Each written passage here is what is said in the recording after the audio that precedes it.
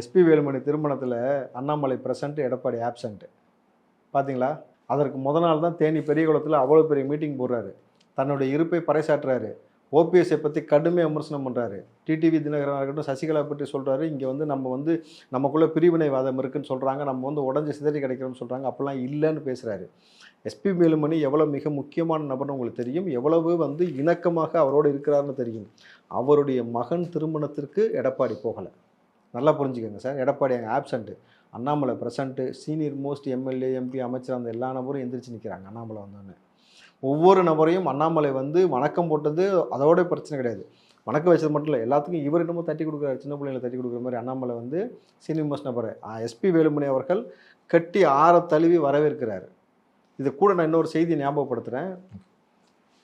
பிஜேபியில் இருந்த ஒரு மிக முக்கியமான நபர் அவர் ஆளுநர் ஆக்கப்பட்டிருக்கார். அந்த ஆளுநர் கோயம்புத்தூரில் ஒரு நிகழ்ச்சியில் கலந்து கொள்கிறார். அதில் வானதி சீனிவாசன், எஸ்பி வேலுமணியை கலந்து கொள்கிறாங்க. அப்போ அந்த ஆளுநர் சொல்லக்கூடிய வார்த்தை, வானதி எம்எல்ஏவாக இருக்கிறாங்க, வானதி கொங்கு மண்டலத்தை பொறுத்த வரைக்கும், கோயம்புத்தூரத்தை பொறுத்த வரைக்கும் நம்ம ரொம்ப ஸ்ட்ராங்காக இருக்குன்னா நீ எஸ்பி வேலுமணியை கையில் வச்சு கற்றுக்கோ, எஸ்பி வேலுமணியை அனுசரித்து போய்க்கோ, அப்போ தான் எல்லாம் நடக்கும்னு சொல்லி அவர் பேசுகிறாரு.